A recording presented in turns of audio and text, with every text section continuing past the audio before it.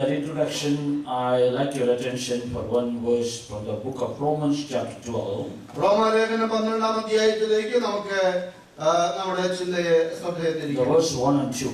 അതിന്റെ 1-2 വാക്യങ്ങൾ. Therefore I urge you, brothers, in view of God's mercy, offer your bodies as living sacrifices, holy and pleasing to God. This is your spiritual act of worship. Do not conform to the world, but be transformed by the renewing of your mind. സഹോദരന്മാരെ, ഞാൻ ദൈവത്തിന്റെ മനസ്സിൽ ഓർപ്പിച്ച് നിങ്ങളെ പ്രബോധിപ്പിക്കുന്നത്, നിങ്ങൾ ബുദ്ധിയുടെ ആരാധനയായി നിങ്ങളുടെ ശരീരങ്ങളെ ജീവനും വിശുദ്ധിയും ദൈവത്തിന് പ്രസാദവുമുള്ള യാഗമായി സമർപ്പിക്കുവിൻ. ഈ ലോകത്തിന് അനുരൂപമാകാതെ നന്മയും പ്രസാദവും പൂർണ്ണതയുമുള്ള ദൈവഹിതം ഇന്നതെന്ന് തിരിച്ചറിയേണ്ടതിന് മനസ്സ് പുതുക്കി രൂപാന്തരപ്പെടുവിൻ. Reasonable worship. ആരാധന എന്നത്, അതായത് നമുക്കിവിടെ ബുദ്ധിയുള്ള ആരാധന എന്നിവിടെ പറയും. Might have heard many sermons on that. ഈ ഇതിനെ സംബന്ധിച്ച് ധാരാളം പുസ്തകങ്ങൾ നിങ്ങൾ കേട്ടിട്ടുണ്ടാകും. But one thing we know, we are worshippers. നാം ഒരു കാര്യം നമുക്ക് നന്നായി അറിയാം, നാം ആരാധകരാണ്. You know, the oldest book in the Bible is not Genesis but the book of Job. That's what theologians say. വേദപുസ്തകത്തിലെ ഏറ്റവും ആദ്യമായിട്ട് എഴുതപ്പെട്ട പുസ്തകം ഉൽപ്പത്തി അല്ല, ഇയ്യോബിന്റെ പുസ്തകമാണെന്നാണ് വേദപണ്ഡിതന്മാർ അഭിപ്രായപ്പെടുന്നത്. And you know what is the central theme of the book of Job? ഇയ്യോബിന്റെ പുസ്തകത്തിന്റെ കേന്ദ്ര ബിന്ദു എന്ന് പറയുന്നത്, it's not suffering, അത് കഷ്ടതയല്ല, it's not the patience of Job, അത് ഇയ്യോബിന്റെ സഹിഷ്ണുതയല്ല, it's not why good people suffer so much, നല്ല ആളുകൾ അല്ലെങ്കിൽ why bad things happen to good people, നല്ലവരായ ആളുകൾക്ക് എന്തുകൊണ്ട് മോശമായ കാര്യങ്ങൾ അല്ലെങ്കിൽ കഷ്ടങ്ങൾ ഉണ്ടാകുന്നു എന്നുള്ളതല്ല. these are not the main themes. അതല്ല അതിന്റെ പ്രധാന ചിന്താ വിഷയം. The main theme is, will you worship God even if He doesn't give you any blessing? അതിന്റെ പ്രധാന തീം എന്ന് പറയുന്നത്, ദൈവം നിങ്ങൾക്ക് ഒരു അനുഗ്രഹമോ നന്മയോ തന്നില്ലെങ്കിലും നിങ്ങൾ ദൈവത്തെ ആരാധിക്കുമോ? That is the challenge that Satan gave to God. അതാണ് സാത്താൻ ദൈവത്തിന് മുമ്പിൽ വെച്ച വെല്ലുവിളി. Will Job worship you if you take away all his blessings? ആ ദൈവത്തോട് സാത്താൻ ചോദിക്കുന്നത്, ഇയ്യോബിന് നീ കൊടുത്ത സകല നന്മകളും അനുഗ്രഹങ്ങളും എടുത്തു കളഞ്ഞാൽ ഇയ്യോബ് ദൈവത്തെ ആരാധിക്കുമോ? Now can I speak on behalf of Satan and ask you the same question? സാത്താന്റെ പേരിൽ നിന്നുകൊണ്ട് നിങ്ങളോട് ആ ചോദ്യം എനിക്ക് ഇന്ന് രാത്രി ചോദിക്കാൻ പറ്റുമോ? Will you worship God if He takes away all your blessings? നിങ്ങളുടെ എല്ലാ അനുഗ്രഹങ്ങളും നിങ്ങളിൽ നിന്ന് നഷ്ടപ്പെട്ടാലും ദൈവത്തെ ആരാധിക്കാൻ നിങ്ങൾ തയ്യാറാവുമോ? There must be only one reason for worshiping God. ദൈവത്തെ ആരാധിക്കുന്നതിന് ഒരൊറ്റ കാരണമാണ് ഉണ്ടാവേണ്ടത്. He is worthy of worship. അവൻ ആരാധനയ്ക്ക് യോഗ്യനാകയാൽ നാം ദൈവത്തെ ആരാധിക്കണം. If you worship Him because He is worthy of worship, അവൻ ദൈവ ആരാധനയ്ക്ക് യോഗ്യനായതുകൊണ്ട് നാം അവനെ ആരാധിച്ചാൽ something will happen to us. നിശ്ചയമായും നമുക്ക് ചിലത് സംഭവിക്കും. We will not be conformed to the world, നാം ലോകത്തിന് അനുരൂപമായി തീരുകയില്ല, but we will be transformed. നാം ലോകത്തിന് അനുരൂപമാകാതെ രൂപാന്തരപ്പെടുന്നവരായി മാറും. How long we have been worshiping? നാം എത്രത്തോളമാണ്, എത്ര നാളായി ആരാധിക്കുന്നു? Sunday after Sunday we worship. ഞായറാഴ്ച എല്ലാ ഞായറാഴ്ചകളും നമ്മൾ We ആരാധിക്കാറുണ്ട്. come to worship regularly. നാം ആരാധന ഒട്ടും മുടക്കാൻ തുടർച്ചയായി വരുന്നുണ്ട്. But what change it has brought in our lives? എന്നാൽ നമ്മുടെ ജീവിതത്തിൽ എന്ത് മാറ്റമാണ് ആരാധന You know, ഉണ്ടാക്കുന്നത്? the Gentiles also worship their gods. ജാതികളും അവരുടെ ദൈവങ്ങളെ ആരാധിക്കുന്നുണ്ട്. But the difference you see in Psalm 115, 115-ാം സങ്കീർത്തനത്തിലെ നമ്മൾ അതിന്റെ വ്യത്യാസം കാണുന്നു. we have read it many times. പല പ്രാവശ്യം നമ്മൾ വായിച്ചിട്ടുള്ളതാണ്. You know, people, the Gentiles used to ask the people of Israel, Israel ജനത്തോട് ജാതികളായ ആളുകൾ ചോദിക്കുകയാണ്, where is your God? നിങ്ങളുടെ ദൈവം എവിടെ? Look at our gods. ഞങ്ങളുടെ ദൈവത്തെ നോക്കൂ. They have a pantheon of gods. അവർക്ക് ദൈവങ്ങളുടെ ഒരു നീണ്ട നിരയുണ്ട്. But they ask, where is your God? അവർ ചോദിക്കുക, നിങ്ങളുടെ ദൈവം എവിടെ? But for that the psalmist gives a reply. അതിന് സങ്കീർത്തനക്കാരൻ ഒരു മറുപടി കൊടുക്കുന്നു. Our God is in heaven. ഞങ്ങളുടെ ദൈവമോ സ്വർഗ്ഗത്തിലുണ്ട്. He does whatever pleases Him. അവൻ തനിക്ക് ഹിതമായതൊക്കെയും ചെയ്യുന്നു. But you look at your gods. നിങ്ങൾ നിങ്ങളുടെ ദൈവത്തെ നോക്കിയാൽ They have mouths but cannot speak. അവർക്ക് വായുണ്ട് എന്നാൽ സംസാരിക്കുന്നില്ല. Understand what it means? അതിന്റെ അർത്ഥം എന്തെന്നറിയുമോ? No promises. വാഗ്ദത്തങ്ങളൊന്നും വാഗ്ദാനങ്ങളൊന്നും തരാൻ കഴിയുന്നില്ല. Having a mouth but cannot speak means no promises you can expect from your God. വായുണ്ട് എന്നാൽ സംസാരിപ്പാൻ കഴിയുന്നില്ല എന്ന് പറഞ്ഞാൽ ഒരു വാഗ്ദാനവുമായി ദൈവത്തിന് തരാൻ കഴിയില്ല. But how many promises we have in our Bible? എന്നാൽ നമ്മുടെ ദൈവം നമുക്ക് തന്നിട്ടുള്ള വാഗ്ദത്തങ്ങൾ എത്ര അധികമാണ്. What is the use of having a mouth which cannot speak, but a God in heaven who can give us promises that we can hold on and live in this world? വായുണ്ടായിട്ട് സംസാരിപ്പാൻ കഴിയാത്ത ഒരു ദൈവത്തെക്കാൾ എത്രയോ എത്രയോ ശ്രേഷ്ഠമാണ് സ്വർഗത്തിലുള്ള നമ്മുടെ ദൈവം നമ്മോട് അരുളി ചെയ്യുന്നത് നിവർത്തിയാക്കുന്ന വാഗ്ദത്തം തരുന്ന ദൈവം. They have eyes but they cannot see. അവയ്ക്ക് കണ്ണുണ്ട് എന്നാൽ കാണുന്നില്ല. But you know about our God? എന്നാൽ ഞങ്ങളുടെ ദൈവം എന്താ അങ്ങനെയാണ്? You know what it means when they don't have vision? They have eyes but no, they cannot see. കണ്ണുണ്ടായിട്ട് കാണാൻ കഴിയാത്ത ദൈവങ്ങൾ. No protection. എന്ന് പറഞ്ഞാൽ യാതൊരു സുരക്ഷിതത്വവുമില്ല. About our God it is said his eyes roam all over the world. നമ്മുടെ ദൈവത്തെ കുറിച്ച് പറയുന്നത് നമ്മുടെ ദൈവത്തിന്റെ കണ്ണുകൾ ഭൂമിയിൽ എല്ലായിടവും ഉണ്ട്. And so it's not just a physical eyes, but it's the protecting eyes that we have. നമുക്ക് നമ്മുടെ ദൈവത്തിന്റെ ആ കണ്ണുകളെ കുറിച്ച് പറയുമ്പോൾ അതൊരു ഭൗതിക കണ്ണുകളല്ല, നമുക്ക് സുരക്ഷിതത്വം തരുന്ന ദൈവത്തിന്റെ കണ്ണുകളാണ്. They have ears. The idols have ears, but they cannot hear. വിഗ്രഹങ്ങൾക്ക് ചെവിയുണ്ട് എന്നാൽ കേൾപ്പാൻ കഴിയുന്നില്ല. You know what it means? എന്താണ് അതിന്റെ അർത്ഥം? When you pray to our God, നാം ദൈവത്തോട് പ്രാർത്ഥിക്കുമ്പോൾ he can hear our prayers. നമ്മുടെ പ്രാർത്ഥന കേൾപ്പാൻ കഴിയുന്ന ഒരു ദൈവം. That is the one satisfaction I have put all my petitions before God. എനിക്ക് ജീവിതത്തിൽ എന്റെ എല്ലാ സങ്കടങ്ങളും എന്റെ ദൈവത്തോട് പറയുമ്പോൾ എന്റെ ദൈവം അത് കേൾക്കുന്നു എന്നുള്ളതാണ് എന്റെ ധൈര്യം. They have noses but they cannot smell. അവരുടെ ദൈവങ്ങൾക്ക് മൂക്കുണ്ട് എന്നാൽ അവ മണക്കുന്നില്ല. Our smell means the praise that arises in a worship. അവിടെ ഈ വാസന എന്ന് പറയുന്നത് ആരാധനയും സ്തുതിയും ദൈവത്തിന് അർപ്പിക്കുന്ന സുഗ്രാഹ്യമായ ഒരു വാസനയാണ്. In the tabernacle of God, ദൈവത്തിന്റെ സമാഗമന കൂടാരത്തിൽ from the altar of incense, അവിടെയുള്ളതായ ആ യാഗപീഠത്തിൽ the frankincense and the sweet aroma rises up before the most holy place. സൗരഭ്യ വാസനയായ ആ വാസന ആ യാഗപീഠത്തിൽ നിന്ന് അതിപരിശുദ്ധ സ്ഥലത്തിൽ ദൈവത്തിലേക്ക് ഉയരുകയാണ്. Our God relishes our praises. നമ്മുടെ ദൈവം നമ്മുടെ ആരാധനയിലും സ്തുതിയിലും ഇഷ്ടപ്പെടുന്നതിൽ വസിക്കുന്നു. They have idols have hands, but they cannot, what do you call? They cannot do any exploit. അവരുടെ ദൈവങ്ങൾക്ക് കൈയുണ്ട് എന്നാൽ ആ കൈ കൊണ്ട് അവ ഒന്നും ചെയ്യുന്നില്ല. They cannot even feel. അവ കൈ കൊണ്ട് അവർക്ക് സ്പർശിപ്പാൻ കഴിയുന്നില്ല. But our God, എന്നാൽ നമ്മുടെ ദൈവം He's a God of strength. He can hold us. He can hold our hands. He can lead us in everywhere we go. He has promised His presence with us. നമ്മുടെ ദൈവ ശക്തിയുള്ള ദൈവമാണ്. അവന്റെ ശക്തി കൊണ്ട് നമ്മെ സഹായിക്കുവാൻ തുണയ്ക്കുവാൻ നമ്മോട് കൂടെ അവന്റെ ശക്തിയുടെ കരമുണ്ട്. You know, when Gentiles worship this type of idols, ഈ ജാതികൾ ഈ വിധത്തിലുള്ള വിഗ്രഹങ്ങളെ ആരാധിക്കുമ്പോൾ the psalmist says, those who worship them will be like them. സംഗീതക്കാരൻ പറയുന്നു, അവയെ ഉണ്ടാക്കുന്നവർ അവയെ ആരാധിക്കുന്നവർ അവയെ പോലെ തന്നെയാവുന്നു. Because the idols sit in one place.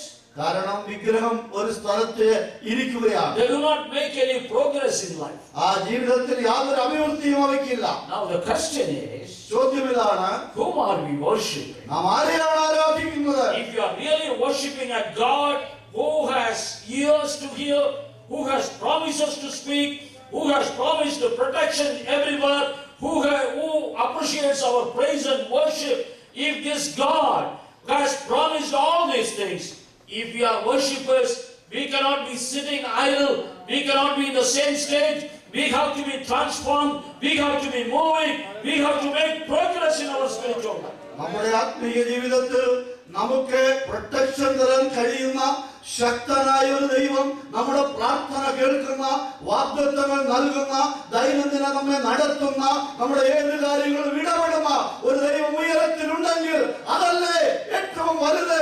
ആ ദൈവത്തെ അല്ലേ നമുക്ക് സ്തുതിപ്പാൻ കഴിയുന്നത്? My question tonight is, രാത്രി ഈ ചോദ്യം ഇതാണ്, what progress you have made by worshiping this Lord all these years? ഈ ദൈവത്തെ ഇത്രയും നാൾ ആരാധിച്ചതിലൂടെ നിങ്ങൾക്ക് എന്ത് വിധത്തിലുള്ള പുരോഗമനമാണ് ഉണ്ടായിട്ടുള്ളത്? In the last 30 years there is progress in every field that you can see. കഴിഞ്ഞ 30 വർഷങ്ങൾക്കുള്ളിലായി നോക്കിയാൽ അതേ അഭിവൃദ്ധി പുരോഗതി എല്ലാ തുറകളിലും കാണാൻ കഴിയും. You know, when I finished my medicine, ഞാൻ എന്റെ medicine പൂർത്തിയാക്കിയപ്പോൾ and if a patient with a heart attack comes in 1974, 1974 ഹൃദയ സംബന്ധമായ രോഗമുള്ള ഒരാൾ the വരികയാണെങ്കിൽ only thing that we do is give him a Bedouin injection and put him to sleep.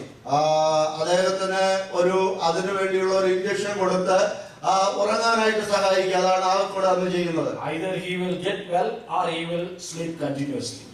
ഒന്നുകിൽ അദ്ദേഹം സുഖമാകും, അതല്ലെങ്കിൽ ആ ഉറക്കം അങ്ങ് തുടർന്നുകൊണ്ടിരിക്കും. But now, 30-40 years later, എന്നാൽ 30 വർഷം കഴിഞ്ഞപ്പോൾ if a patient comes with a heart attack, ഇന്ന് ഹാർട്ട് അറ്റാക്ക് ഉള്ള ഒരാൾ വന്നാൽ we directly take him to the cath lab, നേരെ അവരെ കൊണ്ടുപോവുകയാണ്. put the wire right into his heart, അവരെ ഹൃദയത്തിനകത്തേക്ക് അതിന് സംബന്ധമായ വയറുകൾ ഘടിപ്പിക്കുകയാണ്. find out where the clot is blocking his small artery, അവന്റെ ആർട്ടറിയിൽ എവിടെയാണ് തടസ്സങ്ങൾ ഉള്ളതെന്ന് give കണ്ടുപിടിക്കുകയാണ്. an injection and burst the clot, പെട്ടെന്ന് അതിന് വേണ്ട ഇഞ്ചക്ഷൻ കൊടുത്ത് ആ തടസ്സങ്ങളെ മാറ്റുകയാണ്. put a stent and dilate the vessel. ആ സ്റ്റെന്റ് കൊടുത്ത് അതിനു വേണ്ട ക്രമീകരണം അവിടെ ചെയ്യുക. In last 30 years, this has happened. 30 വർഷത്തിനുള്ളിൽ ഇത്രയും വ്യത്യാസങ്ങൾ ഉണ്ടായി. You take any field, ഏത് ഫീൽഡും എടുത്തോളൂ, in our travel, നമ്മുടെ യാത്രയിൽ, in our communication, നമ്മുടെ ആശയവിനിമയത്തിൽ, everywhere there's a dramatic change. എവിടെ നോക്കിയാലും വലിയ സമൂലമായ ഒരു മാറ്റം പുരോഗമനം കാണുകയാണ്. But if there is a place where there is no change, എന്നാൽ മാറ്റങ്ങൾ ഒന്നും കാണാത്ത ഒരു സ്ഥലം, I suppose I feel if a person comes who has lived in 1910 comes into one of our worships this morning, 1910 ജീവിച്ചിരുന്ന ഒരാള് ഇന്നത്തെ നമ്മുടെ ഒരു ആരാധനയ്ക്ക് കടന്നു വരികയാണെങ്കിൽ you won't feel any difference. അദ്ദേഹത്തിന് ഒരു വ്യത്യാസവും തോന്നുന്നില്ല. Same one song, two prayers, psalms reading, sermon, offertory, benediction. ഒരു പ്രാർത്ഥന, 2 പാട്ട്, സങ്കീർത്തന, ധ്യാനം, പ്രസംഗം, അതിനിടയ്ക്ക് സാക്ഷ്യം, സ്തോത്രാഴ്ച, പിരിയ. That's all the same for the last so many years. അനേക വർഷങ്ങളായി ഇതൊക്കെ തന്നെയാണ്. What changed in the people? എന്താണ് ജനങ്ങളിൽ വന്ന മാറ്റം? What changed? Because you worship a living God. നാം ജീവനുള്ള ഒരു ദൈവത്തെ ആരാധിക്കുന്നു എന്ന് പറയുമ്പോൾ എന്ത് മാറ്റമാണ് ഉണ്ടായിട്ടുള്ളത്? What difference it has made in our lives. നമ്മുടെ ജീവിതത്തിൽ എന്ത് വ്യത്യാസം വരുത്തി? Actually, the word transformation, it is like a metamorphosis. We have to change completely. രൂപാന്തരപ്പെടുക എന്ന് പറഞ്ഞാൽ അതൊരു സമൂല പരിവർത്തനമാണ്. ഒന്നും അവശേഷിക്കാതെ എല്ലാ തുറകളിലും ഉണ്ടാകേണ്ട ഒരു മാറ്റമാണ്. If you are a caterpillar, you should have become a butterfly. ഒരു കാറ്റർപില്ലറുകൾ പുഴുവായിട്ടിരിക്കുകയാണെങ്കിൽ ആ പുഴു അത് നിശ്ചയമായ ഒരു ചിത്രശലഭമായേ പറ്റൂ. We were caterpillars. നാം പുഴുക്കളായിരുന്നു. Now we are old caterpillars. ഇപ്പൊ നമ്മൾ കുറച്ച് പഴകിയ പുഴുക്കളായി മാറി. That's all. അതാണ് സംഭവിച്ചത്. No change has ever happened. മാറ്റങ്ങളൊന്നുമില്ല. Transformation because we are worshipping a living God. രൂപാന്തരം ഉണ്ടാകണം, കാരണം ജീവനുള്ള ഒരു ദൈവത്തെയാണ് നാം ആരാധിക്കുന്നത്. Otherwise we have no difference between worshipping a living God and worshipping an idol. ഒരു വിഗ്രഹത്തെ ആരാധിക്കുന്നതിൽ അല്ലെങ്കിൽ വ്യത്യാസമൊന്നും ഉണ്ടാവില്ല. ജീവനുള്ള ദൈവത്തെ ആരാധിക്കുന്നതിന് മാറ്റം വന്നേ മതിയാവും. Those who worship the idols will be like idols. That's what the psalmist says. സങ്കീർത്തനക്കാരൻ പറയുന്നു, വിഗ്രഹങ്ങളെ ആരാധിക്കുന്നവർ വിഗ്രഹങ്ങളെ പോലെ തന്നെയാണ്. They have no promises. അവർക്ക് യാതൊരു They have വാഗ്ദാനങ്ങളും, no protection. അവർക്ക് They സുരക്ഷിതത്വമില്ല, have no guidance. അവർക്ക് ഒരു യാതൊരു വിധത്തിലുള്ള ഗൈഡൻസും ഇല്ല, They have no feet to move forward. അവർക്ക് നടക്കാൻ കഴിയുന്നില്ല, കാലുകളില്ല. But what have we done with all the provisions that our God is having and we are worshipping? ദൈവത്തിന് ഉള്ള എല്ലാവിധ ലഭ്യതകളും നമുക്കുള്ള എല്ലാ അനുഗ്രഹങ്ങളും വെച്ച് എന്ത് വ്യത്യാസമാ നമ്മുടെ ആരാധന I'm ഉണ്ടായിട്ടുള്ളത്? going to tell you 2 examples. 2 ഉദാഹരണങ്ങൾ പറയുക. One is our forefather Abraham from the Old Testament. ഒന്ന് നമ്മുടെ പൂർവ്വപിതാവായ പിതാവായ അബ്രഹാമിന്റെ സാക്ഷ്യമാണ്. And if time permits, one example from New Testament. സമയം അനുവദിച്ചാൽ പുതിയ നിയമത്തിൽ നിന്ന് ഒരു ഉദാഹരണം പറയാം. God called Abraham, chapter 12 of Genesis. ഉൽപ്പത്തി 12 അബ്രഹാമിനെ ദൈവം വിളിച്ചു. And after Abraham was taken to the land of Canaan, Canaan ദേശത്തേക്ക് അവനെ കൊണ്ടുപോവുകയാണ്. the first place where God asked him to lodge, ആദ്യത്തെ അവന്റെ കൂടാരം അടിച്ച സ്ഥലം എന്ന് പറയുന്നത്, there it is said Abraham built an altar and worshipped God. അവിടെ നമ്മൾ വായിക്കുന്നത് അബ്രഹാം അവിടെ ഒരു യാഗപീഠം പണിത് ദൈവത്തെ ആരാധിച്ചു. What he would have done during that worship, ആരാധനയിൽ എന്തായിരിക്കും അബ്രഹാം ചെയ്തത്? Because I thank God for calling me. ദൈവമേ എന്നെ വിളിച്ചതിന് നന്ദി. Thank God for the promises. നിന്റെ വാഗ്ദത്തങ്ങൾക്കായി നന്ദി. Thank God for the cattle and the money that you have given to me. കർത്താവേ, നീ എനിക്ക് തന്ന മൃഗസമ്പത്തിനായി ധനസമ്പത്തിനായി സ്തോത്രം. Abraham moves into Egypt and comes back. Abraham ഈജിപ്തിലേക്ക് മിസ്രൈമിലേക്ക് പോയി വീണ്ടും മടങ്ങി വന്നു. And again in the 13th chapter we see he builds an altar and worships. 13-ാം അധ്യായത്തിൽ വീണ്ടും അവൻ യാഗപീഠം പണിത് ആരാധിക്കുന്നു. In the Mount Hebron. ആ ഹെബ്രോൻ മലയുടെ മുകളിൽ. There he preferred that place over Sodom where Lot went, and there he built an altar and worship. അവിടെ ലോത്ത് പിരിഞ്ഞ ശേഷം വീണ്ടും താന് യാഗപീഠം പണിത് ആരാധന നടത്തി. 14th chapter he builds an altar and worship. 14-ാം അധ്യായത്തിൽ വീണ്ടും ആ യാഗപീഠം പണിത് ആരാധിക്കുന്നു. 15th chapter 15-ാം അധ്യായത്തിൽ he has an encounter with God. ദൈവവുമായി അബ്രഹാമിന് ഒരു നേരിട്ട് ഇടപെടൽ ഉണ്ടാവുകയാണ്. And there he worships God. ദൈവത്തെ അവൻ ആരാധിക്കുക. You know, when God asked him to bring the animals and cut them into 2 pieces, ആ മൃഗത്തെ കൊണ്ടുവന്ന് അതിനെ കഷണങ്ങളാക്കി രണ്ടായിട്ട് നടുവെ പിളർക്കാനായിട്ട് പറഞ്ഞു. a big covenant that God makes with Abraham. ദൈവം അബ്രഹാമിനോട് അവിടെ വലിയൊരു ഉടമ്പടി ചെയ്യുന്നു. What do you see Abraham there? എന്താണ് അബ്രഹാമിൽ നമ്മൾ He's കാണുന്നത്? not just sitting and worshipping there. അവൻ അവിടെ വെറുതെ ഇരുന്ന് ആരാധിക്കുകയല്ല. He's chasing away all the vultures roaming around there. അവിടെ ആരാധനയ്ക്ക് യാഗമർപ്പിക്കാൻ വെച്ച ആ യാഗമൃഗത്തിന്റെ മേൽ വന്ന കഴുകന്മാരെ റാഞ്ചൻ പക്ഷികളെ അവൻ എല്ലാറ്റിനെയും ആട്ടിപ്പായിക്കുകയാണ്. He has now assumed the role of a person who cooperates in the covenant of God. ദൈവത്തിന്റെ ഉടമ്പടിയില് സഹകരിക്കുന്ന ഒരു വ്യക്തിയായിട്ട് അവിടെ അവനെ കാണുകയാണ്. That is what we see in the 15th chapter. 15-ാം അധ്യായത്തിൽ അതാണ് കാണുന്നത്. You know how he raised to that position? എങ്ങനെയാണ് ആ ഒരു അവസ്ഥയിൽ അവൻ എത്തിയത്? Because in the 14th chapter in between, 14-ാം അധ്യായത്തിൽ something happened. എന്തോ സംഭവിച്ചു. You know, suddenly one person comes and tells, you know, in Sodom, the people's 4 kings, union of 4 kings came and overtook the kings of Sodom and Gomorrah, and they have taken away all their possessions, and they have taken even Lot and their possessions. 14-ാം അധ്യായത്തിൽ നമ്മൾ വായിക്കുന്നു, ഒരാൾ പെട്ടെന്ന് അബ്രഹാമിന്റെ അടുക്കൽ വന്ന് പറയുന്നു, സോദോമില് Lot താമസിക്കുകയാണ്. 4 രാജാക്കന്മാർ ഒരുമിച്ച് വന്ന് സോദോമിനെ കവർച്ച ചെയ്തു. ലോത്തിനെയും അവന്റെ കുടുംബാംഗങ്ങളെയും സോദോമിലുള്ള സർവ്വസമ്പത്തിനെയും അവർ പിടിച്ചുകൊണ്ടുപോയി. You know what immediately Abraham does? എന്താണ് അബ്രഹാം അവിടെ പെട്ടെന്ന് ചെയ്യുന്നത്? He took the 318 servants that he had in his house. തന്റെ വീട്ടിൽ ജനിച്ചു വളർന്ന 318 അഭ്യാസികളായ ആളുകളുമായി And goes to war against the 4 kings. അവിടെ ചെന്ന് ഈ 4 രാജാക്കന്മാർക്കെതിരെ യുദ്ധം ചെയ്യുകയാണ്. You know, against 4 kings 4 who രാജാക്കന്മാർക്കെതിരെ defeated 2 great cities. 2 വലിയ പട്ടണങ്ങളെ നഗരങ്ങളെ കവർച്ച ചെയ്ത 4 രാജാക്കന്മാർ. Abraham takes 318 people 318 ആളുകളുമായിട്ട് അബ്രഹാം പോകുന്നത്. and he goes for the war against those 4 kings. അവ 4 രാജാക്കന്മാർക്കെതിരെ യുദ്ധത്തിന് പോവുകയാണ്. And he wins over them.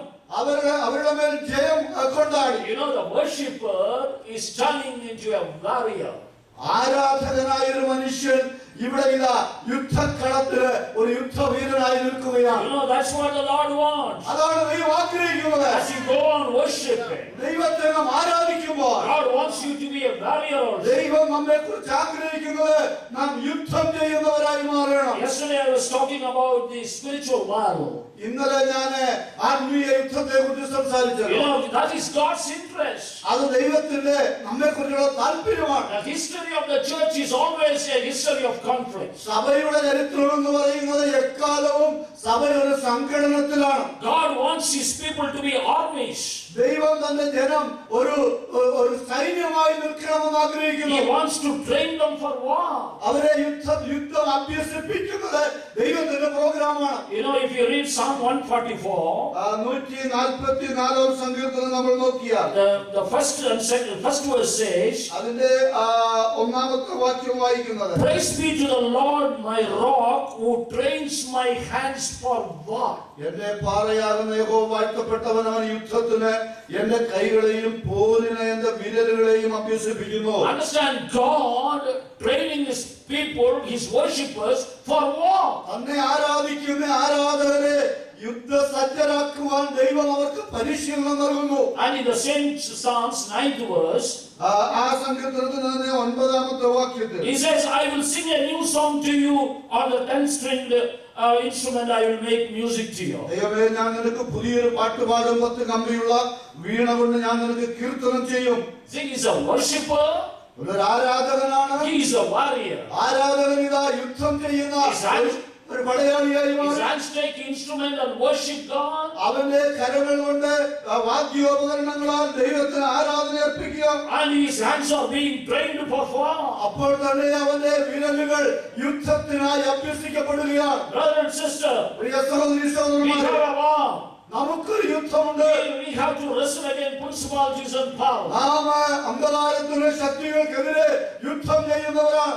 And when you know Abraham ventured to go into war, Abraham യുദ്ധത്തിന് വേണ്ടി കടന്നു പോകുമ്പോൾ why?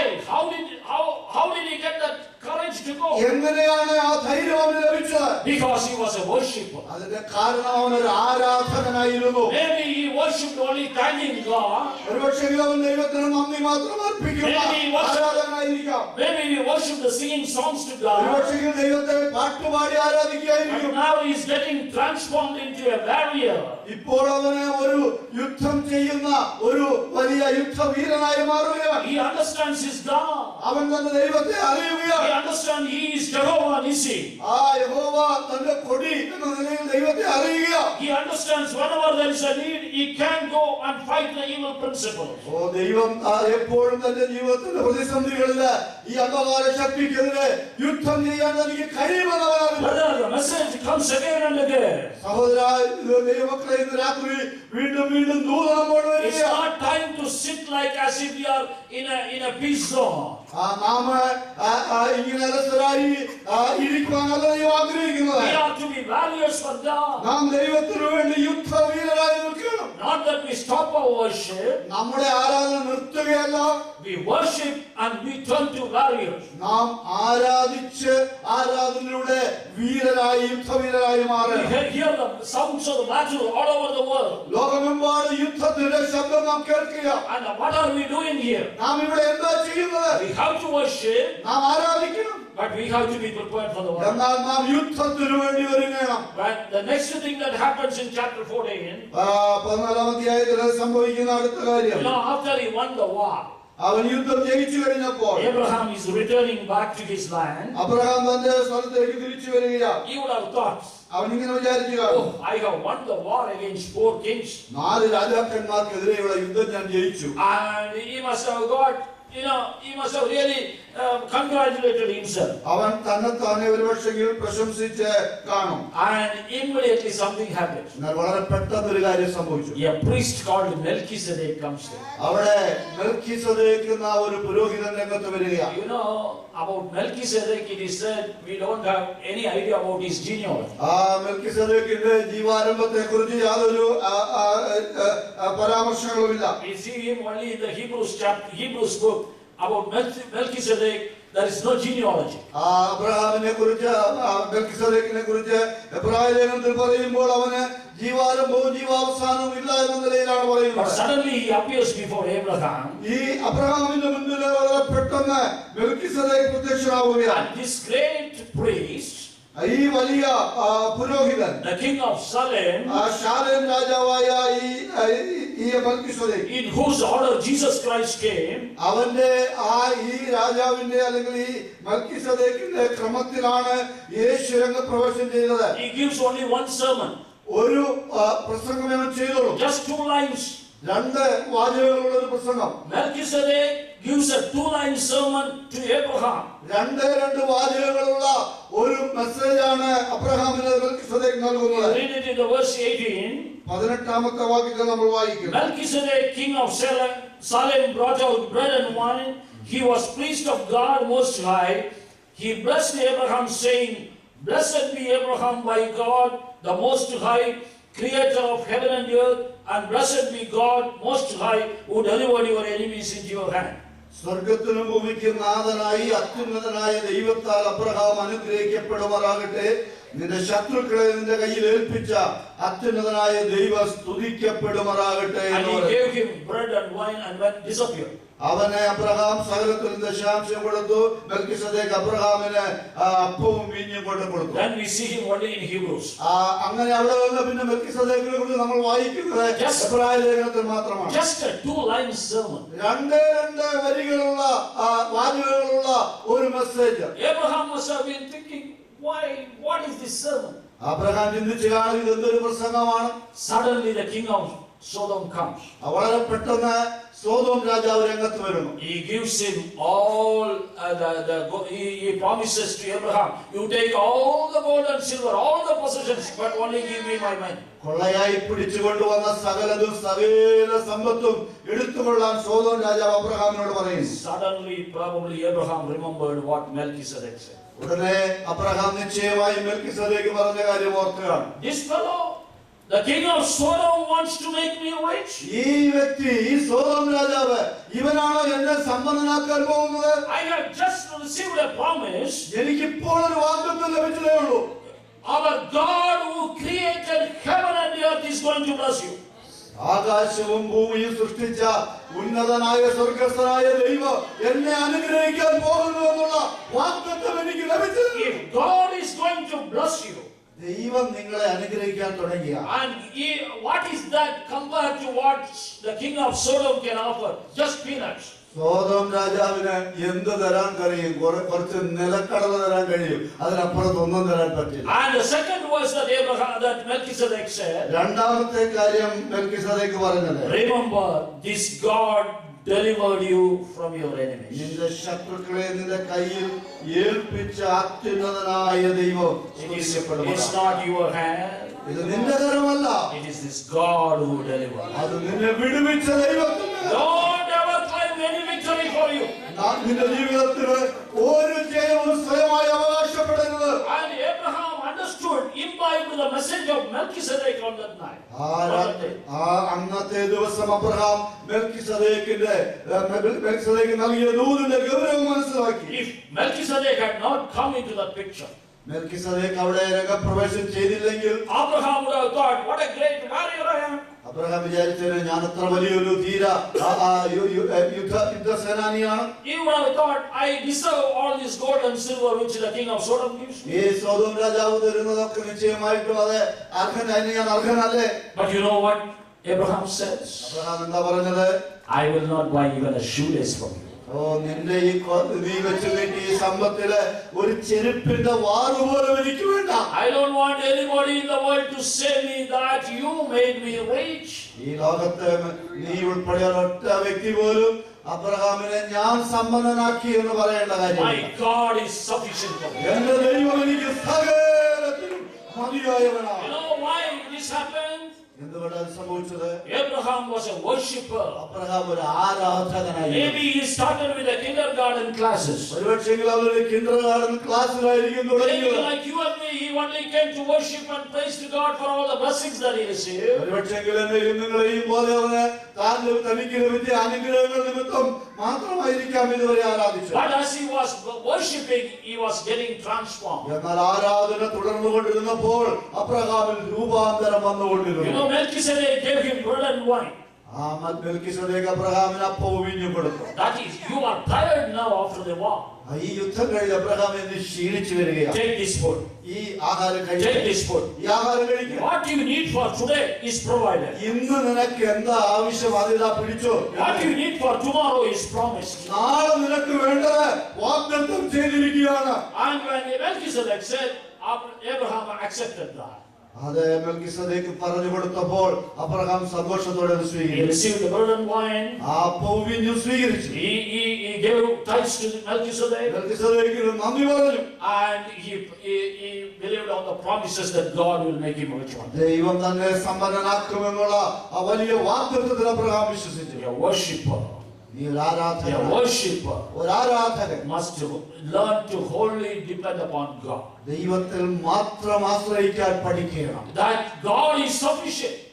ദൈവം എന്റെ എല്ലാ കാര്യങ്ങൾക്കും മതിയായി. Whatever God gives, that is enough for me. ദൈവം എനിക്ക് തരുന്നത് എന്തോ അത് ധാരാളം മതി. Melchizedek preached only 2-line sermons. രണ്ട് ലൈൻ മാത്രമുള്ള ഒരു പ്രസംഗമാ മെൽക്കിസദേക്ക് നടത്തിയത്. That made Abraham content with what he had received that day. അത് അബ്രഹാമിനെ ജീവിതത്തിൽ തനിക്ക് അന്ന് ലഭിച്ച കാര്യത്തില് പരിപൂർണ സംതൃപ്തി നൽകാനിടയായി. I tell you, if you are a worshiping group, if you are a worshiping person, one thing will characterize your life. I am content with what God gives me. Amen. നമ്മുടെ ജീവിതത്തിൽ നാം ദൈവത്തെ ആരാധിക്കുന്ന ആരാധകരാണെങ്കിൽ സ്വർഗ്ഗം തരുന്നത് മാത്രം മതി, അതിനപ്പുറത്തൊന്നും വേണ്ട, അതിൽ ഞാൻ തൃപ്തനാണ് എന്ന് നമുക്ക് പറയാൻ കഴിയും. Why 2-hour sermons make people covetous? A 2-line sermon made Abraham depend upon God for all his needs. അതേ അനേക പ്രസംഗങ്ങളും ആളുകളെ ദ്രവ്യാഗ്രഹം ഉള്ളവരാക്കി മാറ്റുമ്പോൾ രണ്ട് ലൈനിലെ ഒരു പ്രസംഗം മെൽക്കിസദേക്ക് നടത്തിയത് അബ്രഹാമിനെ രൂപാന്തരമുള്ളവനാക്കി You മാറ്റി. go to any evangelical meeting today, സുവിശേഷ പ്രസംഗങ്ങൾ എവിടെ നടക്കുന്നു അവിടെ എല്ലാം നിങ്ങൾ പോയാൽ all our great evangelists preach, this is not enough for you, ask God, get more. That's the message. അവിടെ എല്ലാം സാധാരണ കേട്ടുവരുന്ന ഒരു പ്രസംഗം, ഇതൊന്നും പോരാ, ഇതൊന്നും ആയിട്ടില്ല, ദൈവത്തോട് ചോദിക്കുക, ഇനിയും നിങ്ങൾക്ക് കിട്ടും. Melchizedek said, മെൽക്കിസദേക്ക് പറഞ്ഞത്, what you need now is provided. ഇന്ന് നിനക്ക് വേണ്ടത് ഇതാ ദൈവം തരുന്നു. What you need tomorrow is promised to you. നാളെ നിനക്ക് വേണ്ടത് വാഗ്ദത്തമായി ദൈവം തന്നിട്ടുണ്ട്. I am the creator of the heaven and the earth. ഞാൻ ആകാശത്തിന്റെയും ഭൂമിയുടെയും സൃഷ്ടാവാണ്. And I am the one who gives you victory over your enemies. നിന്റെ ശത്രുക്കളുടെ മേൽ നിനക്ക് ജയം നൽകുന്നവൻ ഞാനാണ്. When Abraham accepted that, Abraham ദൈവത്തിൽ അത് അംഗീകരിച്ചപ്പോൾ God said, the 15th chapter, first verse, I am your shield. ആ 15-ാം അധ്യായം തുടങ്ങുന്നത് ദൈവത്തിന്റെ വാഗ്ദത്തത്തോടെയാണ്. അബ്രഹാമേ, ഞാൻ നിന്റെ പരിചയം അതിമഹത്തായ പ്രതിഫലമാണ്. Exceedingly great favor. അതിമഹത്തായ പ്രതിഫലം. If God is our shield, ദൈവം നമ്മുടെ പരിചയമാണെങ്കിൽ what more you want? അതിൽ കൂടുതൽ എന്താ നമുക്ക് വേണ്ടത്? And if you want that promise from God, ആ വാഗ്ദത്തം വേണമെങ്കിൽ God should know that you are content with what He gives. ആമേൻ. നമുക്കുള്ളതിൽ നാം തൃപ്തരാണെന്ന് ദൈവത്തിന് അറിയണം. അങ്ങനെയെങ്കിൽ ആ വാഗ്ദത്തം ദൈവം നമുക്ക് തരും. Covetousness is sin, brother. Covetousness is sin, sister. ദ്രവ്യാഗ്രഹം എന്നത് പ്രിയരെ അത് പാപമാണ്. There is no diluting of that sermon or that message. അത് നമ്മുടെ മെസ്സേജിന് അല്ലെങ്കിൽ ദൂതിനെ ഒരിക്കലും അയവ് വരുത്തുന്നതല്ല. If you think you are asking for more and more, നാം കൂടുതൽ ചോദിക്കുമ്പോൾ the doubt is whether you are worshipping a living God or worshipping an idol. സംശയം ഇതാണ്, നാം ജീവനുള്ള ദൈവത്തെയാണ് ആരാധിക്കുന്നത്, അത് ഒരു വിഗ്രഹത്തെയാണ്. Has this brought transformation in your mind? നിങ്ങളുടെ മനസ്സില് ഒരു വലിയ രൂപാന്തരം വന്നുവെങ്കിൽ You might have been a person who wanted to acquire more.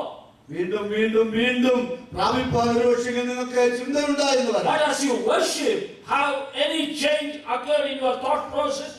നാം ആരാധിക്കുന്നവരായി മാറിയാൽ, നാം എല്ലാ സാഹചര്യങ്ങൾക്കും അപ്പുറമായി ആരാധിക്കുന്നവരായി മാറിയാൽ, That is what happened to Abraham. അതാണ് അബ്രഹാമിന് സംഭവിച്ചത്. Absolutely content with what God has given. ദൈവം നൽകിയ കാര്യത്തിൽ പൂർണ്ണ സംതൃപ്തനായിരുന്നു Abraham. That is how God comes to make a covenant with him in the 15th chapter. അതുകൊണ്ട് 15-ാം അധ്യായത്തില് അബ്രഹാമുമായി ദൈവം ഉടമ്പടി ചെയ്യാൻ വന്നത്. And further as you go, വീണ്ടും നാം മുൻപോട്ട് വായിക്കുമ്പോൾ in the 18th chapter, 18-ാം അധ്യായത്തിൽ there is another transformation taking place in Abraham. അബ്രഹാമിന്റെ ജീവിതത്തിലെ അടുത്ത രൂപാന്തരമാണ് കാണുന്നത്. Now he is sitting in front of his tent on a hot day. താന് ചൂടുള്ള ഒരു ദിവസം വെയിലാറിയ സമയത്ത് തന്റെ കൂടാരത്തിന് വെളിയിലിരിക്കുക. He sees 3 men walking towards him.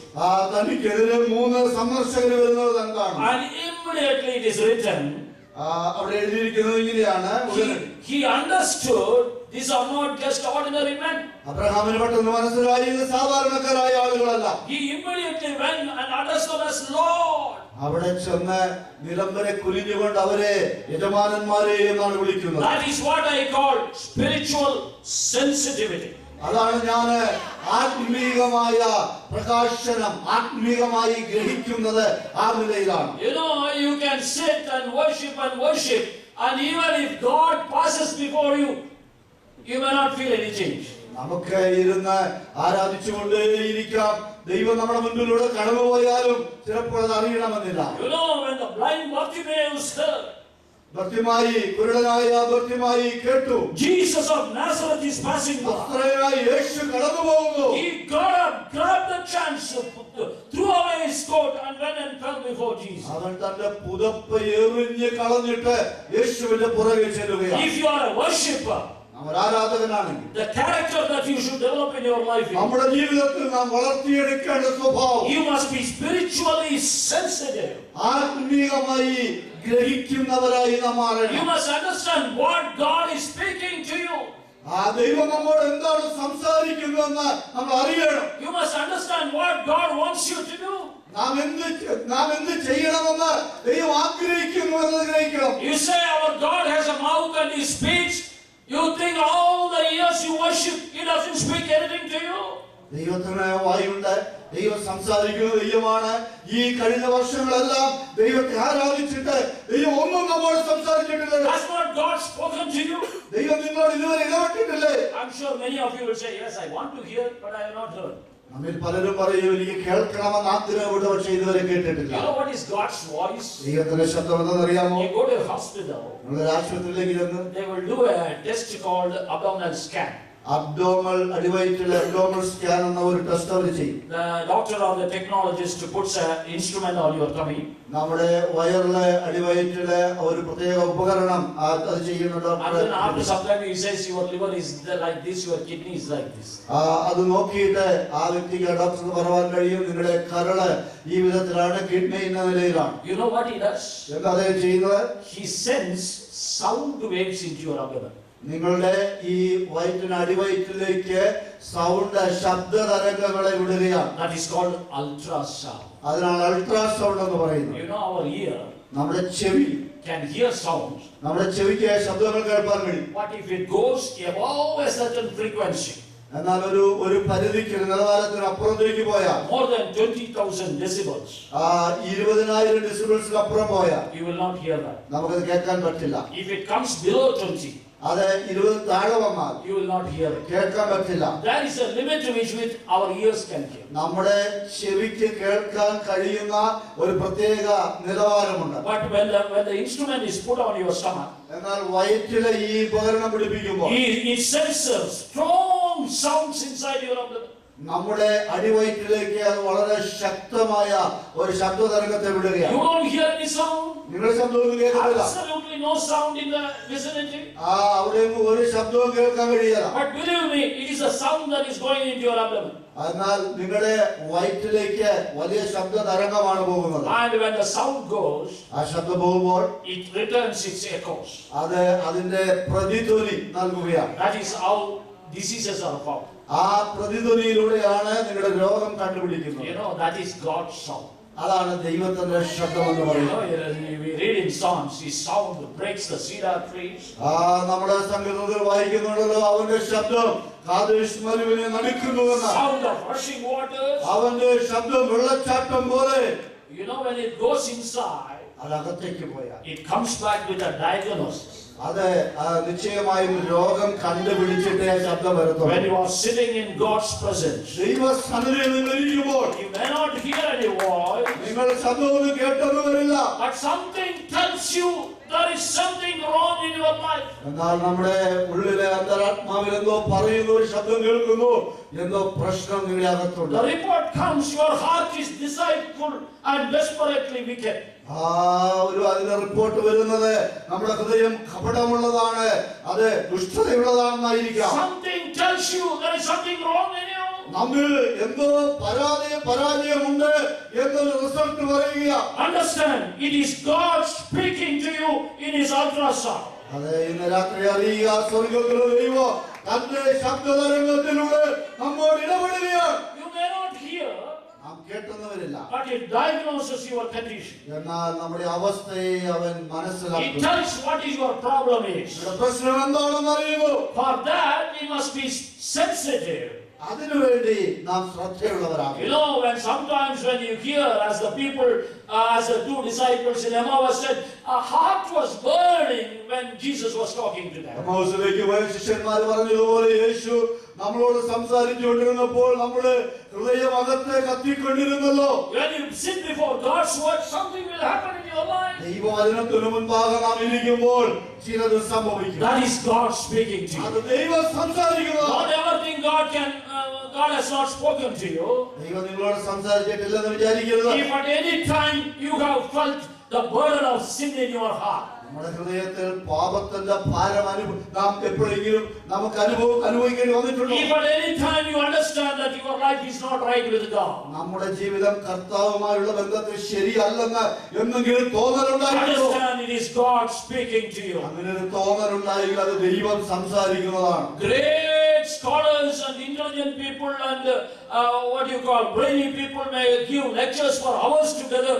They may make you feel elected, give you information, but only God's voice will bring out the sin in your life and expose your status before Him. വിദഗ്ധന്മാരായ ആളുകൾക്ക്, ബുദ്ധിജീവികളായ ആളുകൾക്ക് ധാരാളം കാര്യങ്ങൾ lecture ചെയ്ത് മണിക്കൂർ കണക്കിന് ഒത്തിരി അറിവ് നിങ്ങൾക്ക് തരാൻ കഴിയുമെന്നാൽ ദൈവത്തിന്റെ ശബ്ദത്തിന് മാത്രമേ രൂപാന്തരം വരുത്താൻ കഴിയൂ, ആശ്വാസം തരാൻ കഴിയൂ. And it's not only a diagnosis.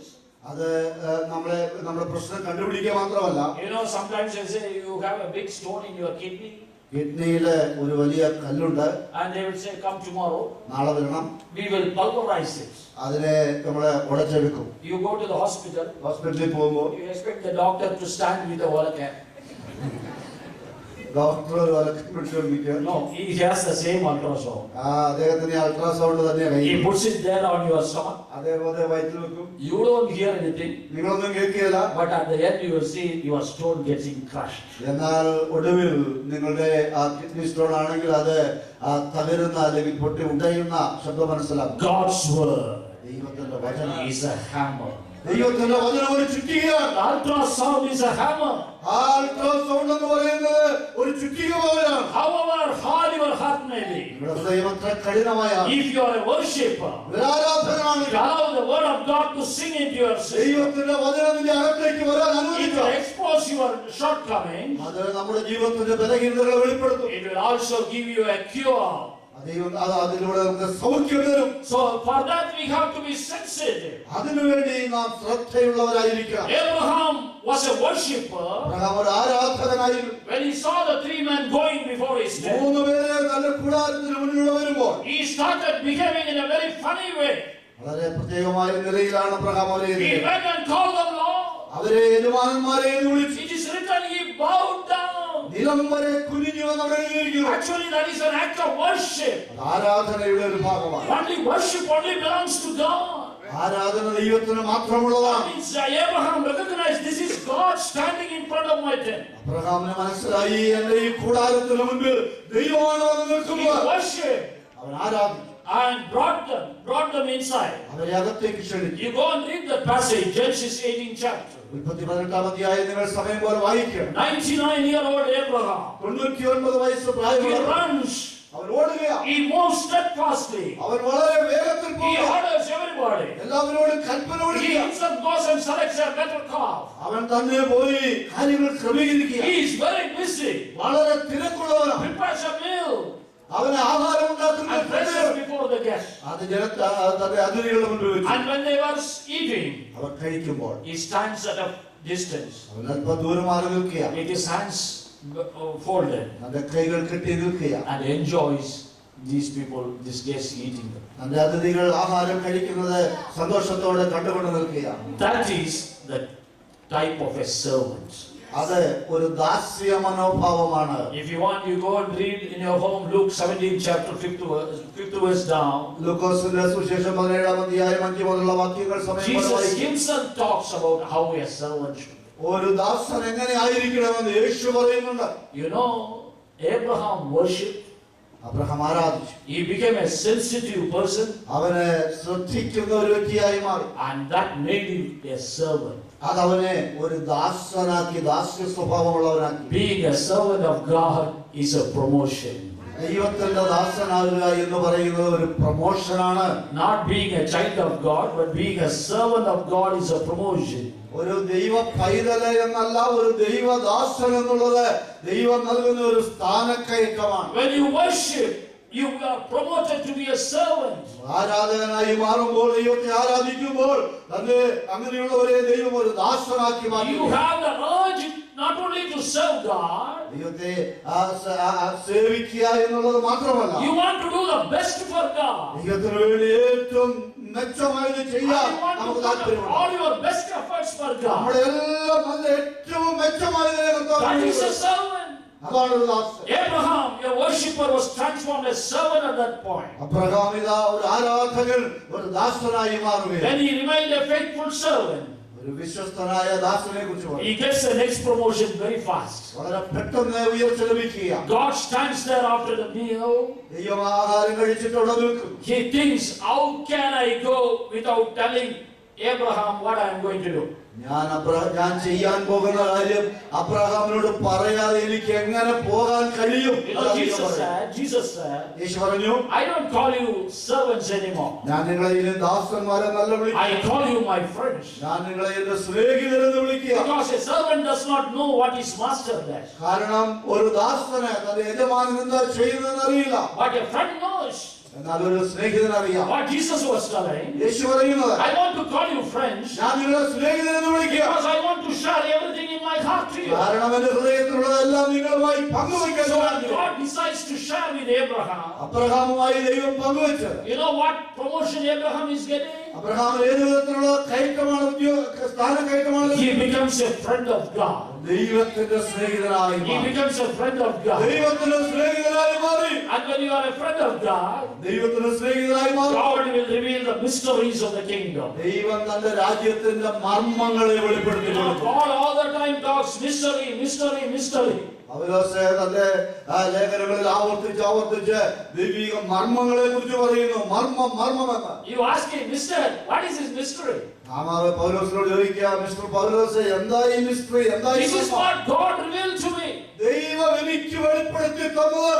If you are a friend with your pastor, നിങ്ങളുടെ പാസ്റ്ററുമായിട്ട് നിങ്ങളുടെ സ്നേഹിതനാണ്. you will know everything about your pastor. നിങ്ങളുടെ പാസ്റ്ററെ കുറിച്ച് നിങ്ങൾക്ക് എല്ലാം അറിയാൻ പറ്റും. And on and off you can tell, I know everything about you. വല്ലപ്പോഴും ഒക്കെ പറയാ, പാസ്റ്ററെ കാര്യമൊക്കെ എനിക്കറിയാമല്ലോ. But if you are a friend of God, ദൈവത്തിന്റെ സ്നേഹിതനായ God will reveal the mysteries. ദൈവം മർമ്മങ്ങളെ വെളിപ്പെടുത്തി തരുന്നത്. Enoch was a friend of God. ഹാനോക്ക് ദൈവത്തിന്റെ സ്നേഹിതനായി. God went on telling the mysteries. ദൈവം ഹാനോക്കിനോട് തന്റെ മർമ്മങ്ങൾ പറഞ്ഞുകൊണ്ടിരുന്നു. On one day he reached about the second coming of Jesus Christ. ഒരു ദിവസം പറഞ്ഞ് ഹാനോക്ക് യേശുക്രിസ്തുവിന്റെ മടങ്ങി വരവിനെ കുറിച്ചുള്ള കാര്യത്തിലെത്തി. And then God said, no more to come to heaven, we will sit there. അത് അപ്പോൾ ദൈവം പറഞ്ഞു, ഇനി നിന്നോട് കൂടുതലൊന്നും പറയാനില്ല, പോരെ, നമുക്ക് ഒരുമിച്ച് സ്വർഗത്തിൽ പോയി ബാക്കി സംസാരിക്കാം. He learned all the mysteries and became a great prophet. Even seventh generation from Adam, he could prophesy about the second coming of Jesus. ആമേൻ. ആ നിലയിൽ ഹാനോക്ക് ഒരു വലിയ പ്രവാചകനായി മാറി. അതേ ആദാം മുതൽ 7ാം തലമുറക്കാരനായ ഹാനോക്ക് പ്രവചിച്ച കാര്യം എന്ന് പറഞ്ഞ് പ്രവചനം എഴുതി വെച്ചിരിക്കുന്നു. He becomes a friend of God. ദൈവത്തിന്റെ സ്നേഹിതനായി മാറി. And when he was offered the post of a friend, ഒരു സ്നേഹിതന്റെ അവസ്ഥയിലെത്തിയപ്പോൾ this worshiping Abraham ഈ ആരാധിക്കുന്ന Abraham takes on a new role.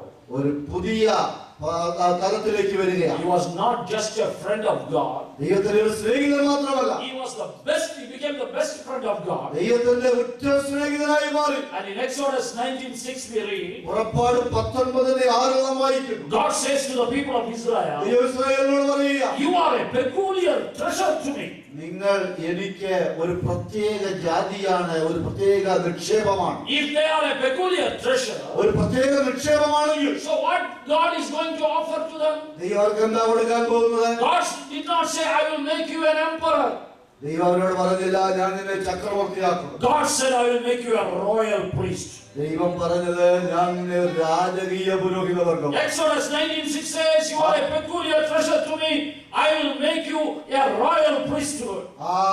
പുറപ്പാട് 19:6 പറയുന്നത്, നിങ്ങൾ എനിക്ക് വിശേഷതയുള്ള ജനമാണ്, അതുകൊണ്ട് നിങ്ങളെ രാജകീയ പുരോഹിതവർഗമാക്കി ഞാൻ മാറ്റും. The next promotion. അടുത്ത ഉയർച്ച. Now immediately Abraham turns to be a priest. വളരെ പെട്ടെന്ന് അബ്രഹാം ഇതാ ഒരു പുരോഹിതനായി മാറുകയാണ്. Who is a priest? ആരാണ് ഒരു പുരോഹിതൻ? Who stands in between God and man. ദൈവത്തിനും മനുഷ്യർക്കും മധ്യേ നിൽക്കുന്നവനാണ് പുരോഹിതൻ. And pleads on behalf of man. മനുഷ്യന് വേണ്ടി നിൽക്കുന്നവനാണ് പുരോഹിതൻ. You know, God is looking for one type of people. ദൈവം ഒരു പ്രത്യേക ആളുകളെ നോക്കിക്കൊണ്ടിരിക്കുക. You know, God's eyes go all around the world. ലോകം മുഴുവനും ദൈവത്തിന്റെ പറയുകയാണ്. Ezekiel 22:30 says, യെഹെസ്കേൽ പ്രവചനം 32 പറയുന്നു, I am looking, behold, I am looking for a man who will stand in the gap and build a wall, so that I will not destroy the city. ഞാൻ ദേശത്തെ നശിപ്പിക്കാതിരിക്കേണ്ടതിന് എന്റെ മുൻപാകെ ഇടിവിൽ നിന്ന് അവൻ മധ്യസ്ഥത അടയ്ക്കേണ്ടതിന് ഒരു പുരുഷനെ ഞാൻ അന്വേഷിക്കുന്നു. That is an intercessor. അതാണ് മധ്യസ്ഥതയുടെ. You know what God is looking for? എന്താ ദൈവം നോക്കുന്നത്? Intercessors. ഒരു മധ്യസ്ഥത അടയ്ക്കുന്നവരെ You Nokia. know why God looks for intercessors? എന്തുകൊണ്ട് മധ്യസ്ഥത അടയ്ക്കുന്നവരെ നോക്കുന്നു? Because they are the only group of people who can even alter God's decisions. ദൈവത്തിന്റെ തീരുമാനങ്ങളെ പോലും അതിനെ മാറ്റുവാൻ കഴിയുന്ന ആളുകളാണവർ. And God sometimes wants His own decisions to be altered. ദൈവത്തിന്റെ തീരുമാനങ്ങളെ ചില ഘട്ടങ്ങളിലൊക്കെ ദൈവം മാറ്റിയിട്ടുണ്ട്. He gets into a dilemma sometimes. ചില സമയങ്ങളിൽ ദൈവ തീരുമാനത്തില് എന്ത് തീരുമാനം എടുക്കണമെന്ന് ചിന്തിക്കുന്നുണ്ട്. He waited and finally decided, oh, I cannot wait anymore. I have to go and destroy Sodom. ദൈവം വളരെ നാളുകൾ നോക്കി, ഒത്തിരി സമയം ദൈവം ക്ഷമിച്ചു. ഒടുവിൽ ദൈവം പറഞ്ഞു, ഇനി കാത്തിരിപ്പാൻ പറ്റില്ല. As he was walking towards Sodom, ദൈവം സൊദോമിലേക്ക് പോകുമ്പോൾ God's heart was beating. Is there any chance that I can spare Sodom? ദൈവത്തിന്റെ ഹൃദയത്തിന്റെ ഇടിപ്പ് അത് ഏതെങ്കിലും വിധത്തിൽ സൊദോമിനെ നശിപ്പിക്കാതിരിക്കാൻ സാധ്യതയുണ്ടോ? God's permissive will is nobody should be destroyed. ദൈവത്തിന്റെ ആത്യന്തികമായ താല്പര്യം എന്ന് പറയുന്ന ആരും നശിക്കരുത് എന്നുള്ളതാണ്. You know, when God sent Jonah to Nineveh, യോനായെ നിനവയിലേക്ക് ദൈവം അയക്കുമ്പോൾ we know the story. നമുക്ക് കഥ അറിയാമല്ലോ. Finally, when he comes back to Nineveh, നിനവയിലെ യോന എത്തുമ്പോൾ God is asking, Jonah, what are you doing here? ദൈവം യോനയോട് ചോദിക്കുന്നു, യോനയെ നീ ഇവിടെ എന്ത് ചെയ്യുന്നു? You know what Jonah answers? യോനയുടെ മറുപടി അറിയാമോ? You go and read, I know you, God. യോന പറയുന്ന, ദൈവമേ എനിക്കറിയാം നിന്റെ കാര്യം. What does he know? എന്നാ ദൈവത്തെ കുറിച്ച് He അറിയാം. knew when God sends him to Nineveh, ദൈവം നിനവയിലേക്ക് അവനെ അയച്ചു എന്നുള്ള അവനറിയാം. he will preach, അവരോട് ചെന്നാൽ പ്രസംഗിക്കും, people will repent, ജനങ്ങൾ മാനസാന്തരപ്പെടും, and God will have mercy on them, ദൈവത്തിന് അവരുടെ മേൽ കൃപ തോന്നും, and they will not be destroyed. അവരാരെയും ദൈവം നശിപ്പിക്കത്തില്ല. And when he walks on the road in Nineveh, നിനവയിലെ റോഡിൽ കൂടെ നടക്കുമ്പോൾ people will say, look at that crazy fellow. ആളുകൾ നോക്കിയ ഈ ഭ്രാന്തനായ മനുഷ്യൻ. He only said in 40 days we will all be destroyed. ഇയാളെ പറഞ്ഞത് 40 ദിവസത്തിലുള്ള നമ്മളെല്ലാം നശിച്ചു He will be put to shame. അവനതൊരു ഒരു ലജ്ജയായി മാറും. Jonah said, I know you, God. അതുകൊണ്ട് യോന പറഞ്ഞു, ദൈവമേ നിന്റെ സ്വഭാവം I എനിക്കറിയാം, know your heart. നിന്റെ ഹൃദയം I എനിക്കറിയാം, don't want anybody to perish. ആരും നശിക്കാൻ എനിക്ക് താല്പര്യമില്ല. God was sharing this secret with Abraham. ദൈവം അബ്രഹാമിനോട് രഹസ്യം പങ്കുവെക്കും. As I told Abraham, he's a spiritually sensitive person. ഞാൻ നേരത്തെ പറഞ്ഞതുപോലെ അബ്രഹാം ആത്മീയമായി ഗ്രഹണശക്തിയുള്ള ഒരു മനുഷ്യനാണ്. Abraham started pleading with God. Abraham ദൈവത്തോട് മധ്യസ്ഥത കാണിക്കുക. Lord, if there are 45 people, ദൈവമേ 48 പേര്, 40 people, 40 30 people, 30 20, 10. 20, 10. Oh, what a scene it is. എത്ര ഹൃദയസ്പർശിയായ ഒരു കാഴ്ചയാണ്. Abraham interceding. അബ്രഹാം മധ്യസ്ഥത അണയ്ക്കും. If you are a worshipper, ആരാധകനാണെങ്കിൽ, if you are a worshipper, ആരാധിക്കുന്ന if you വ്യക്തി, are a spiritually sensitive person, ഒരു ആത്മീയമായി ഗ്രഹണശക്തിയുള്ള വ്യക്തിയെങ്കിൽ, if you become the friend of God, ദൈവത്തിന്റെ സ്നേഹിതനെങ്കിൽ, you will understand the heartbeat of God. ദൈവത്തിന്റെ ഹൃദയത്തിന്റെ ഇടിപ്പ് നിനക്ക് You മനസ്സിലാകും. will take the role of an intercessor. ഒരു മധ്യസ്ഥന്റെ പദവിയിലേക്ക് The ഉയർത്തും. greatest position that God can give to His children. ദൈവം തന്റെ ജനത്തോടെ അറിയിക്കേണ്ട കാര്യങ്ങൾ മർമ്മങ്ങൾ നിനക്ക് മനസ്സിലാകും. How a worshipping Adam has reached this height. ഇപ്പോൾ ദൈവത്തെ ആരാധിക്കുന്ന ആദാം ഈ ഒരു അവസ്ഥയിലേക്ക് എത്തി. Then the one of the climax, I'll tell that and stop. അതിന്റെ പരമാവധിയിലേക്ക് എത്തിയിട്ട് ഞാൻ God asked Abraham to sacrifice his son. ദൈവം അബ്രഹാമിനോട് തന്റെ മകനെ യാഗം കഴിക്കാൻ പറഞ്ഞു. In Genesis 22:5 we read like that. ഉൽപ്പത്തി 22:5 നാം വായിക്കും. Abraham goes. അബ്രഹാം അതിനുവേണ്ടി പോകുന്നു. And how does he go? എങ്ങനെയാ പോകുന്നത്? Early in the morning. അതിരാവിലെ. When God says something, ദൈവം ചിലത് പറയുമ്പോൾ, even if it's the most painful thing, അത് വേദനാജനകമായ കാര്യമാണ്. probably that is the great day of the greatest sorrow in Abraham's life. അബ്രഹാമിന്റെ ജീവിതത്തിലെ ഏറ്റവും ദുഃഖകരമായ ദിവസം. But what he says Abraham എന്താ ചെയ്യുന്നു? to his servants, he says, തന്റെ ബാല്യക്കാരോട് പറയും, we'll go worship and come back. പറയുന്നത് നാം ഒരുമിച്ച് പോയി ആരാധിച്ച് മടങ്ങി വരും. I and my son will go there, worship and come back. ഞാനും എന്റെ മകനും അവിടെ പോകും, ആരാധിക്കും, യാഗം കഴിക്കും, മടങ്ങി വരും. Abraham, what did you say? Abraham നീ എന്താ പറഞ്ഞത്? You are sacrificing your son. നിന്റെ മകനെ യാഗം കഴിക്കാതെ And you പോകുന്നു. call it a worship? അതൊരു ആരാധന. Abraham says, yes, അബ്രഹാം പറയുന്നു, അതെ, I am a worshipper. ഞാൻ ഒരു ആരാധകനാണ്. I know one thing. എനിക്കൊരു കാര്യം അറിയാം, It's not my calculation. അതെന്റെ കണക്കൂട്ടലല്ല. I may not understand anything. എനിക്കൊന്നും മനസ്സിലായെന്ന് But വരില്ല. I know one thing. ഒരു കാര്യം I എനിക്കറിയാം, believe on his promises. ആ ദൈവത്തിന്റെ വാഗ്ദത്തങ്ങളിൽ വിശ്വസിക്കുന്നു. My greatest loss may be there at that time. ഒരുപക്ഷെങ്കിൽ എന്റെ ആരാധനയില് എന്റെ ജീവിതത്തിലെ ഏറ്റവും വലിയ നഷ്ടം അവിടെ സംഭവിക്കുന്നു. But I know one thing. ഒരു കാര്യം അറിയാം, God said, through my son, he will bless the whole world. ദൈവം എന്നോട് പറഞ്ഞിട്ടുണ്ട്, എന്റെ പുത്രനിലൂടെ എന്റെ മകനിലൂടെ മുഴു ലോകത്തെയും ദൈവം അനുഗ്രഹിക്കുമെന്ന്. You know what happens to a worshipper? ഒരു ആരാധകൻ എന്താ സംഭവിക്കുന്നത്? Every tragedy in your life can become a worship.